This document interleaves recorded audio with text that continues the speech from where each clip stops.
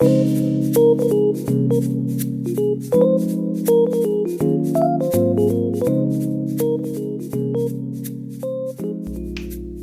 dia, boa tarde, boa noite para os ouvintes do nosso podcast, o mais matuto do Brasil. Nosso podcast aqui que é focado em audiovisual, coisas que envolvem tanto a audição quanto a sua percepção de mundo. E como para estrear, o nosso primeiro episódio, vamos falar aqui sobre uma das coisas que mais está na boca dos jovens nos últimos dias: videogames, que todo mundo anda jogando, todo mundo se diverte à beça. E eu trouxe aqui com vocês, além do nosso participante, que sempre vai estar aqui durante os episódios, que é o João. Dê oi para o pessoal, por favor. Muito prazer, muito boa noite para todos. Como o meu queridíssimo amigo Pedro já me apresentou, meu nome é João, eu vou ser a pessoa que vai intermediar e conversar juntamente com ele, com o nosso convidado. Eu sou o outro apresentador e eu gostaria muito de desejar uma boa noite, como eu já havia feito, para o nosso convidado também, que é o Leonardo, que vai falar com a gente hoje sobre jogos, como a gente falou, sobre a cultura dos jogos, sobre como os jogos influenciam muitos jovens e como toda uma cultura foi descoberta a partir de computadores lá atrás, onde computadores nem pensavam em ser tão avançados tecnologicamente, mas eles conseguiram criar meios de se divertir. Exatamente. Enfim, hoje, para estrear, como eu já disse, nosso primeiro episódio é sobre videojogos. E a gente pretende conversar um pouquinho de maneira descontraída para situar vocês no assunto, falar sobre nossas experiências pessoais aqui. E também a gente, lá pro meio do podcast, a gente vai fazer uma apresentação bacana demais sobre a história dos videogames, que como o João falou, era um Atari, era um negócio ali, e é uma doideira toda a história que aconteceu por trás disso.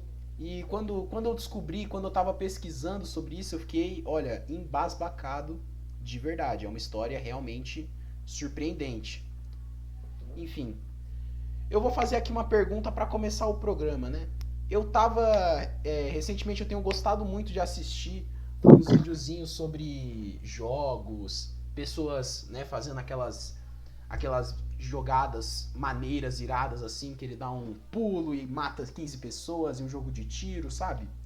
E eu tava pensando aqui sobre alguns jogos que, são muito famosos, mas que eu acho que precisam ser debatidos mais vezes. E um deles, que eu tava vendo a gameplay recentemente, Resident Evil. E aí vocês podem escolher a versão que vocês querem conversar um pouquinho. Passa a minha bola pro João e pro Void, pro Leonardo. Bom, primeiramente, boa noite. Eu queria agradecer o convite de estar aqui participando desse podcast maravilhoso de vocês, certo?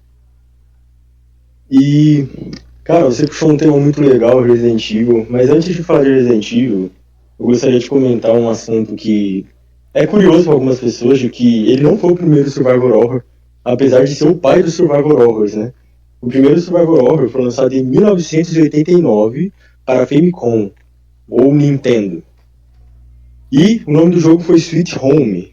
E ele também foi desenvolvido pela Capcom. E futuramente serviu de inspiração direta para o primeiro Resident Evil em 1996. Que interessante, que balacobaco essa informação aí. Enfim. Complementando as informações que foram ditas pelo Leonardo ou pelo Void, que é o nosso convidado, muito da influência que tem nos jogos Survival Horrors se tem muito pelos Resident Evil e também por outro jogo que é basicamente um rival antigo da franquia, que é o Silent Hill. Também era um jogo de Survival Horror muito jogado antigamente, na época dos anos 90, no começo dos anos 2000, era um jogo muito revolucionário para a época e para o tema baseado de Survival Horror, porque ele trazia uma temática muito diferente e ele trazia uma discussão diferente. Mas, como ele falou, realmente o pai do Survival Horrors era o Resident Evil. Toda a tensão envolvida, toda aquela parte de você estar num apocalipse zumbi, sem você saber o que está acontecendo de verdade, e você vai jogando e vai descobrindo a história como um todo. E é muito legal você pensar isso numa época onde não existiam tantos videogames como hoje em dia. Porque hoje em dia existem muitos jogos, como você pode pegar de base, como o próprio Resident Evil. Mas na época não existiam tantos. Mas mesmo assim eles conseguiram criar uma história incrível em torno de toda essa discussão de apocalipse zumbi. Que muito do que se tem dentro do jogo não é só um apocalipse zumbi. São várias e várias camadas de acontecimentos que chegaram a ter um apocalipse zumbi. E não é só o zumbi que são os problemas, hein? Os seres humanos também, a gente tem que lidar com as situações que estão fora das esferas dos zumbis. Para os nossos ouvintes que não conhecem muito bem, Survival Horror é um gênero de sobrevivência ao horror. O que isso quer dizer? Você vai estar na pele de algum personagem que sofre diretamente com algum evento macabro e bizarro. E aí você vai ter que lidar com as situações mais absurdas. No caso de Resident Evil, é o quê? Um apocalipse zumbi.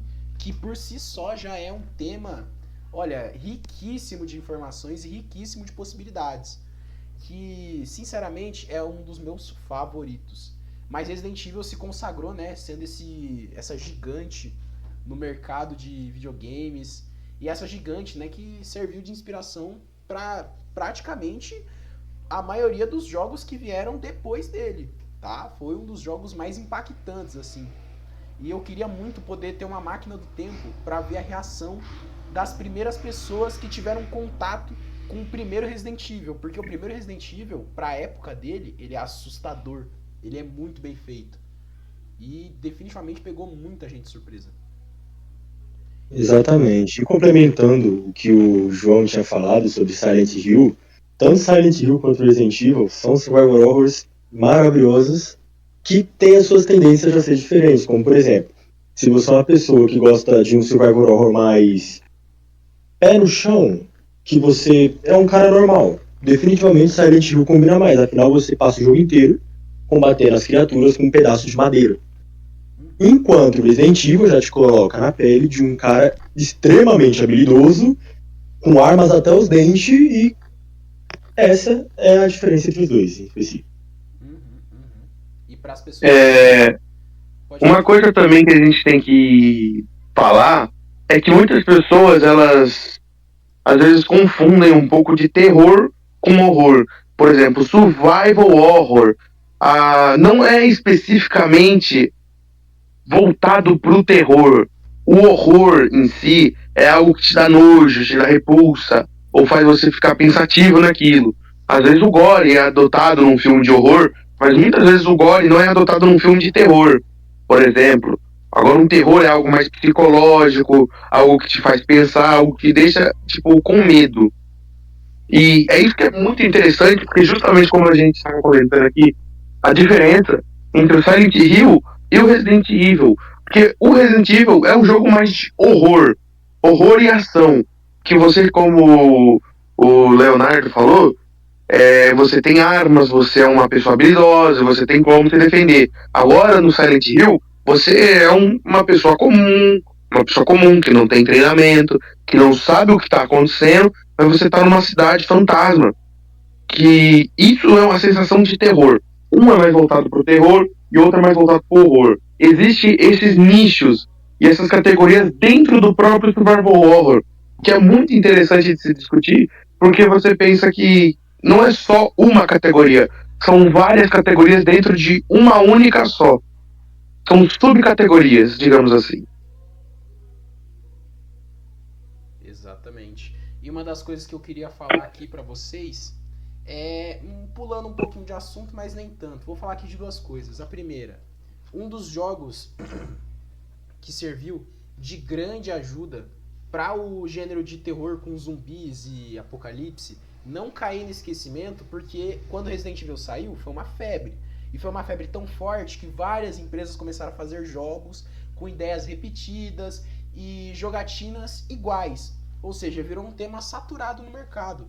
E aí, no ano 2000, chega um cara e fala, eu vou mudar tudo isso. E ele vai lá e lança The Last of Us, que simplesmente muda todo o mercado e tudo isso, com uma gameplay envolvente, bem genérica e uma história incrível. E uma coisa aqui que eu queria falar, que eu acho que pode servir de um tema muito poderoso. O desgaste que alguns jogos sofreram e a sua retomada triunfal, que aconteceu com Resident Evil também, que eu ouvi dizer que os jogos estavam indo ladeira abaixo e chegou no 7º que tudo mudou, tudo ficou pra cima. Exatamente. O que acontece é que é o seguinte, como eu disse, essa questão que você falou de na época ter sido uma febre, realmente era, porque não se tinha jogos em que eram populares de zumbis e que ainda colocavam você como um agente especialmente treinado. O problema é que conforme os anos foram avançando, principalmente depois dos anos 2000, esse quesito de survival horror foi ficando meio para baixo. E a Capcom, em específico um dos principais ali dentro, Shinji Mikami, percebeu isso e decidiu que talvez fosse uma boa hora adicionar ação à franquia Resident Evil, tirar um pouco do horror e colocar ação. E com isso ele criou o projeto para ser o Resident Evil 3 originalmente, que acabou não indo para frente por mexer com questões de fantasmas, poderia acusarem de cópia a princípio de Silent Hill, e esse jogo futuramente veio a se tornar o primeiro Devil May Cry. Porém, novamente trabalhando, ele conseguiu criar um dos maiores Resident Evil até os dias de hoje, se não o maior, Resident Evil 4, que conseguiu equilibrar muito bem o horror com a ação.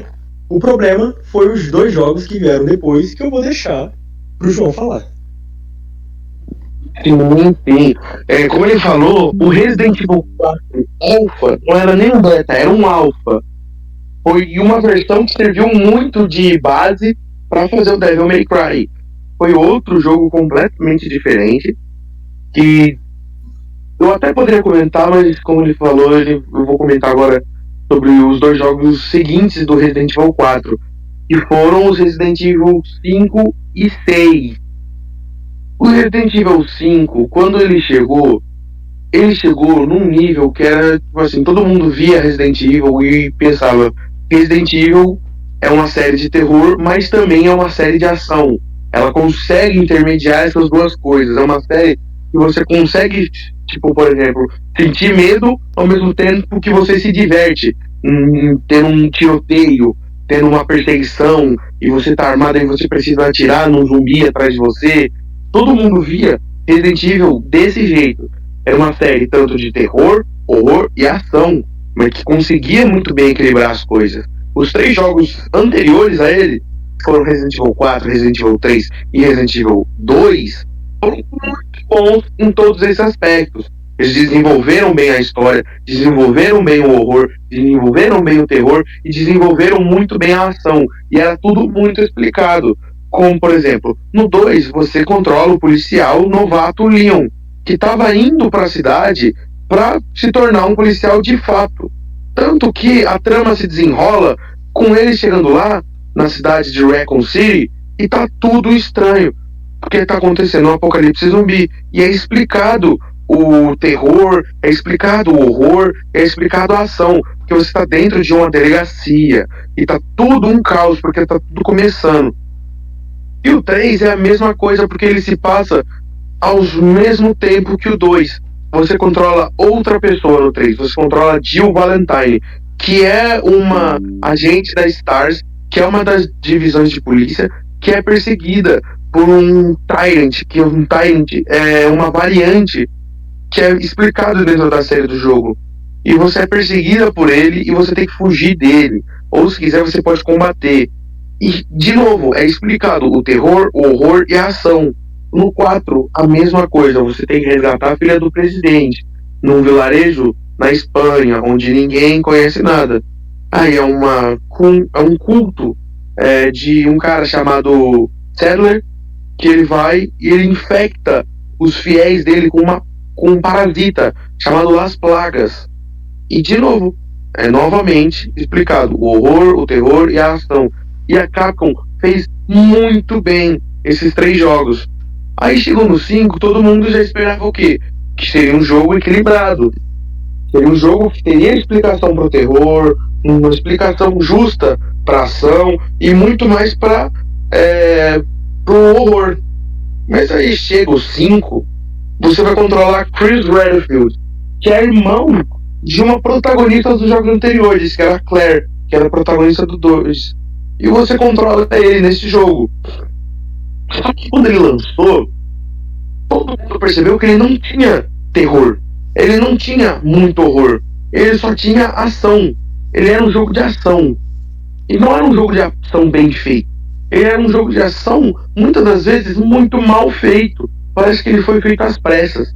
Porque ele deixou de lado tudo aquilo que Resident Evil pregava, que era uma explicação lógica para ocorrer tudo aquilo que acontece, para um jogo onde existem mentiras. Por exemplo, no final do jogo, você controlando Chris Redfield, você tem que arrastar uma rocha gigante. Mas aí você pensa, caramba, você vai arrastar ela como? Com um carro, pelo menos? Não, você arrasta ela tocando ela. Coisa que todo mundo odiou. Por quê? Porque você deixou de lado tudo aquilo que foi debatido nos jogos anteriores, tudo aquilo que foi feito nos jogos anteriores, e você deixou completamente de lado. Você jogou fora. Porque você transformou um jogo que era de terror, que era um jogo de horror, que era um jogo também de ação, mas ele tinha seus momentos certos para isso, e não era tão mentiroso, para um jogo de ação mentiroso. E isso não agradou nem um pouco os fãs, nem um pouco. Aí, depois que todo mundo odiou o 5, tanto que é um dos piores Resident Evil em questões de avaliação do público e também de críticos, todo mundo pensou, a Capcom deve ter aprendido com os próprios erros. Ela deve ter entendido as críticas dos fãs.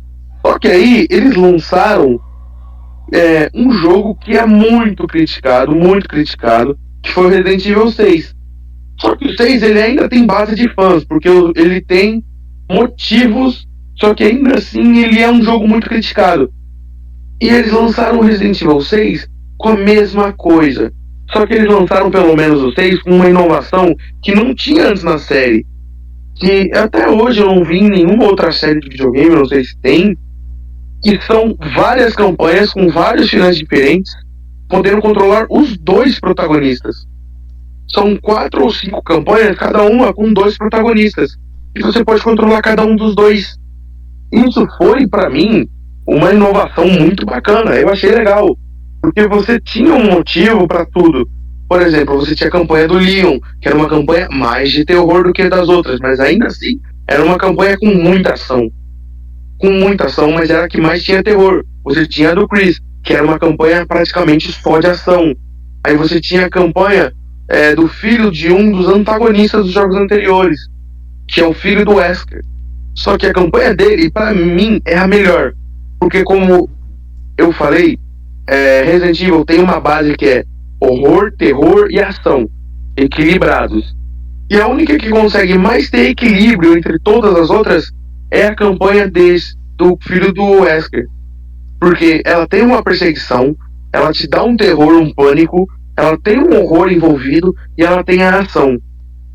O jogo é muito criticado porque mecânicas dentro dele não fazem sentido, o jogo é bugado demais, e fora que o jogo tem um negócio que muitas pessoas odeiam, e eu sou uma delas, que é Quick Time Events. O que é Quick Time Events? É basicamente você apertar o botão certo na hora certa. O problema é que isso é uma mecânica legal, é legal quando bem utilizado.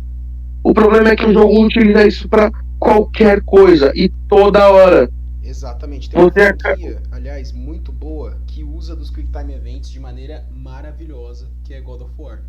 E eu acho que este momento aqui é um momento adequado até, eu diria, pra gente fazer uma pausa para os nossos comerciais e pra soltar uma vinhetinha pra a segunda metade do programa.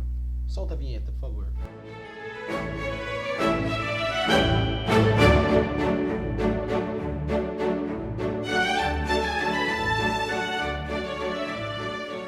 Bom, voltamos aqui para o segundo bloco do nosso programa, que a gente estava falando do decaimento, né, de Resident Evil, que é o tema principal do nosso podcast. E Resident Evil, do 1 até o 4, incrível. Aí chegou o 5 e o 6, ladeira abaixo. E agora, nosso amigo Leonardo vai contar sobre como Resident Evil 7 reviveu essa franquia. Então, por favor, passa o microfone para Lloyd. Claro, mano. Vamos lá. Tudo começou na E3 de 2016. Depois de bons anos aí sem Resident Evil, sem notícias de Resident Evil, a Capcom não tinha anunciado nada sobre Resident Evil. Ele estava literalmente guardado no porão. Até que na E3 lançaram o trailer de Resident Evil 7, que na hora foi um estouro, gritaria pra todo lado, ninguém esperava ver Resident Evil ali.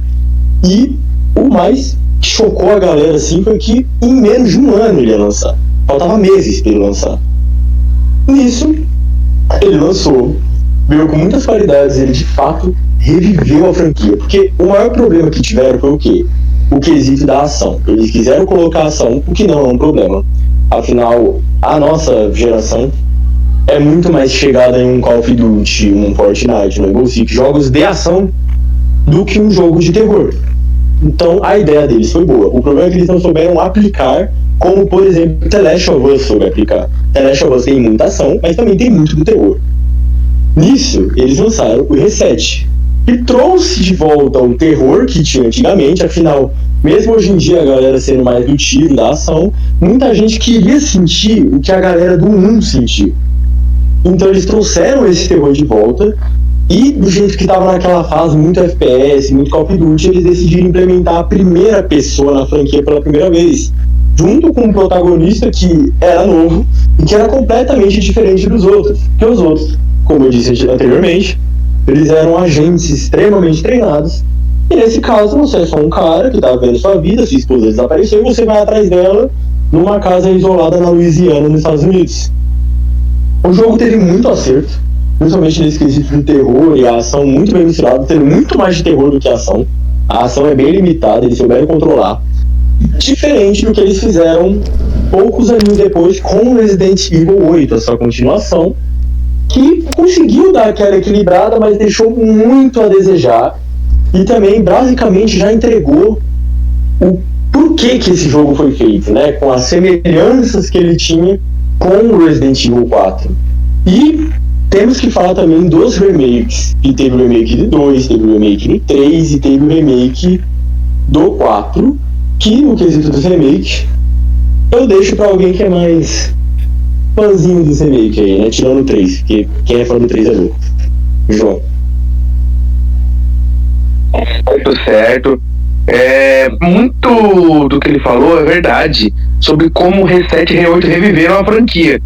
Que, como eu gosto de falar, existe uma saga Resident Evil antes e uma depois do lançamento do Resident Evil 7. Como ele comentou há pouco,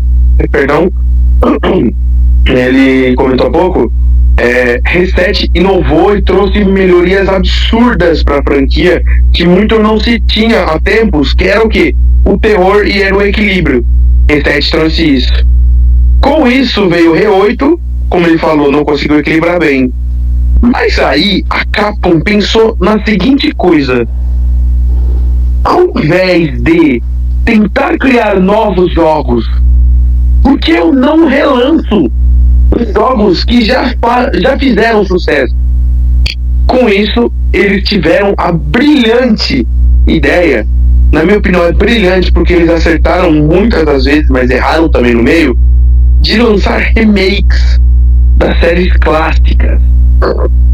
Tanto que o primeiro lançado foi Resident Evil 0, se eu não me engano, ou foi Resident Evil 1 Remake, que muita gente não lembra, mas é um remake muito bem feito do Resident Evil 1.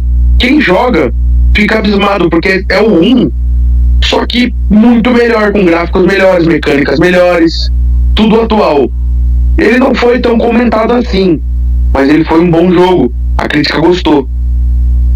Aí a Capcom percebeu isso e falou: tá bom, já que a gente fez um remake tão bem feito e as pessoas gostaram, vamos continuar. Aí eles lançaram pra mim, dentre os 3 principais remakes, o segundo melhor, que é o Re2 Remake. Resident Evil 2 Remake é um divisor de águas também para a Capcom. A Capcom tem várias fases. A Capcom tem a fase do auge do Resident Evil, que era entre Resident Evil 2 e 4. A fase de queda, que era entre Resident Evil 5 e 6. A fase de ressurgimento, que era entre a fase de 7 e 8. E a fase de redescoberta, que é a fase dos remakes, que começa com o R2 Remake. Porque o R2 Remake ele pega tudo que tinha no Resident Evil 2 original e melhora em todos os aspectos.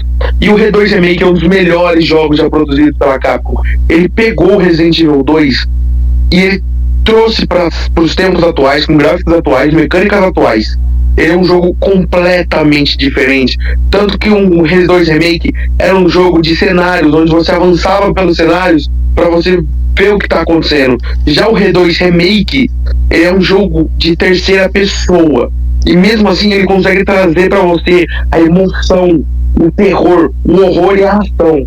Ele é o supra-sumo do que seria um jogo equilibrado, na minha opinião.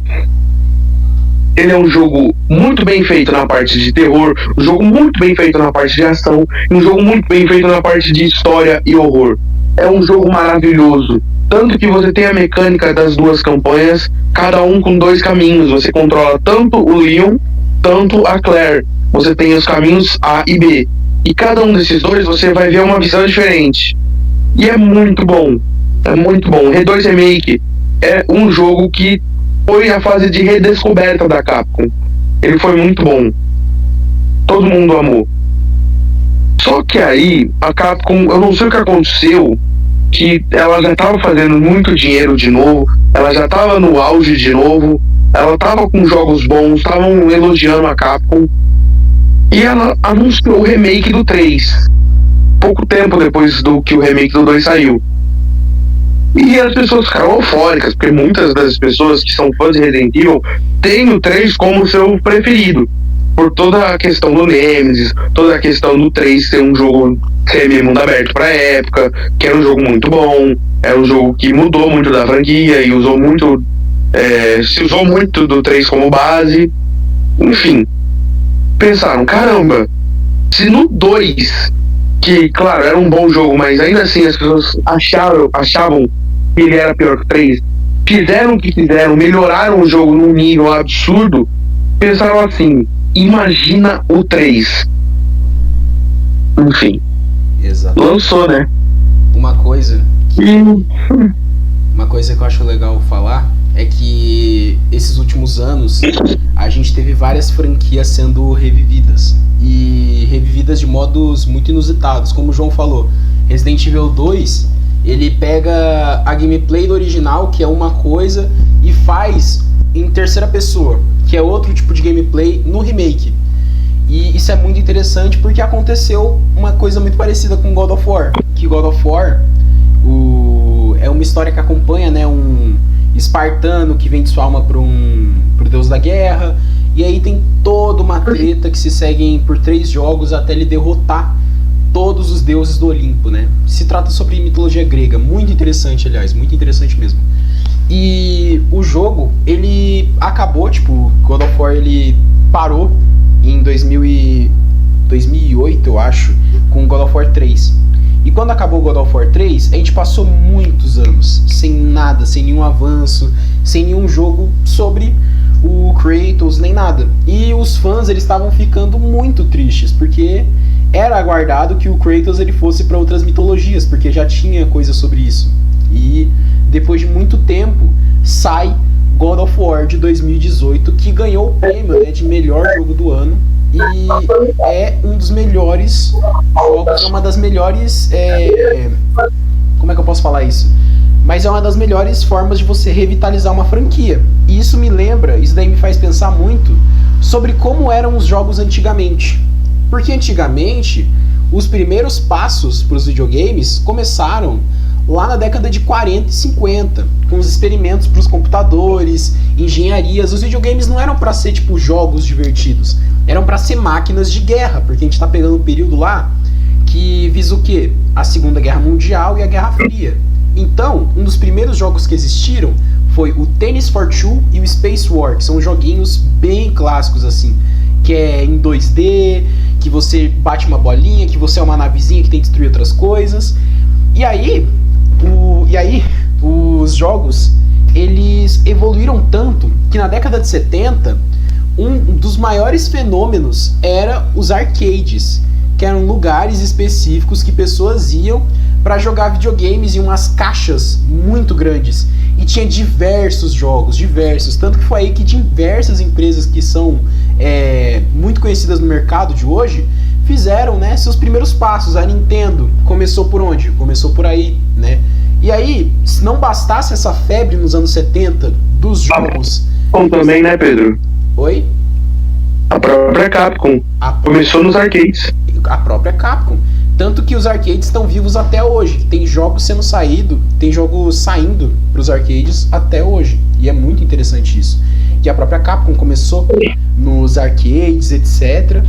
E não bastasse os arcades serem uma tecnologia, assim, absurda, se você parar para pensar, e uma máquina de dinheiro muito forte, na década de 70 para os anos 80, saiu o Atari 2600, que foi um dos primeiros consoles que você comprava, levava para sua casa, instalava na sua TV e você podia jogar dentro da sua casa. Quem viveu essa época dos primeiros jogos da década de 80, 90, fala que foi assim um absurdo. São memórias e mais memórias, traços assim de personalidade que foram criados e feitos por causa dos videogames, sabe? E é muito legal ver toda essa história e conseguir observar que algo que era para ser tecnologia para guerra se transformou em um dos meios de entretenimento mais lucrativos dos tempos atuais. E a gente saiu de gráficos que só tinham 2 dimensões, completamente feito por pixels, ou seja, só pontinhos, não eram linhas perfeitas, né? E saiu para coisas ultra realistas, como os remakes do Resident Evil, que se a gente botar, né, se a gente pudesse, né, colocar uma gameplay, eu não conseguiria, algumas cenas eu não conseguiria distinguir vida real e jogo. E são jogos que saíram há 3, 2, 4 anos atrás até. Muito, muito interessante. Sim. Muito também do que foi a indústria dos videojogos e videogames foi também a chegada de 2 franquias de videogames, 2 empresas que disputaram basicamente a monopólio quase que unânime dos anos 80 até os anos 2000, que foi qual? Que foi a Nintendo e a empresa que produziu o Mega Drive. Exatamente. As duas disputavam pau a pau todos os anos para ver quem teria maior faturamento. A Nintendo, não preciso nem comentar, né, que é uma das maiores empresas, se não a maior empresa de videogames de todos os tempos, com lançamentos épicos como Donkey Kong, Mario Kart, Mario 64, Zelda Ocarina of Time. São diversos jogos lendários da Nintendo. E temos a Sega, que lançou o Sonic, que é a rival da Nintendo, que lançou o Sonic, que lançou vários outros jogos. E você percebe que isso tudo foi uma série de eventos combinou, que aconteceu para a gente chegar no que a gente está hoje. Porque, por que eu disse até os anos 2000?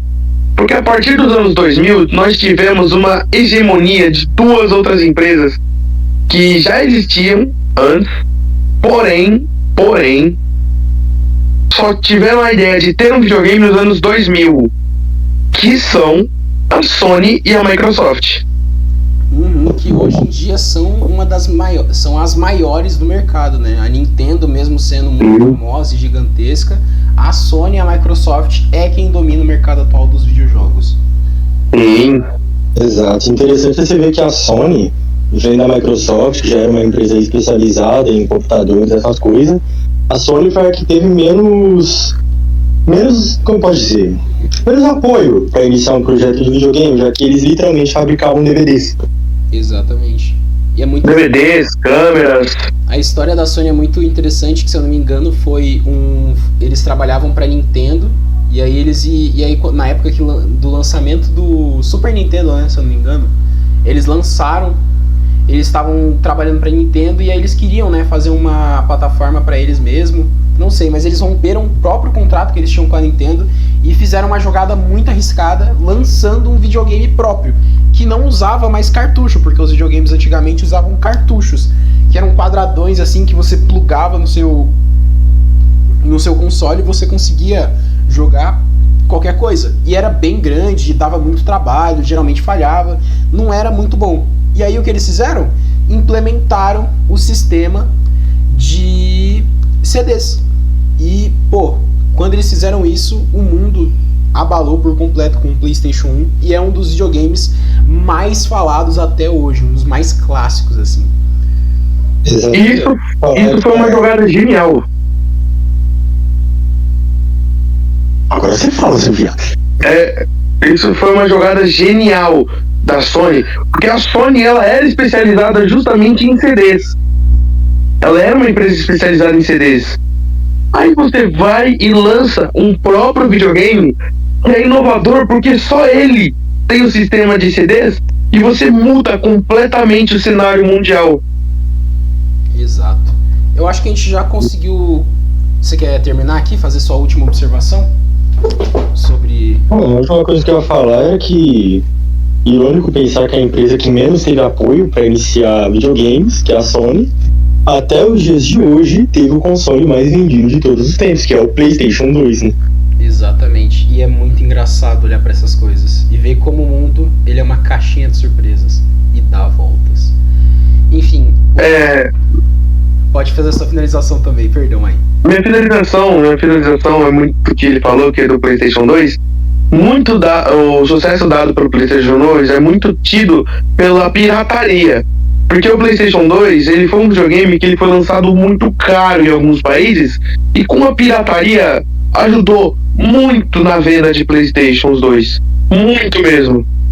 Tanto que a pirataria, eu gosto de dizer que ela não deveria ser crime, porque a pirataria em si, ela é o que consegue espalhar a cultura para as pessoas menos favorecidas. Se não fosse pela pirataria, eu duvido que qualquer um de nós conseguisse falar sobre qualquer coisa sobre videogames, com algum mínimo algum tipo de embasamento, sabe?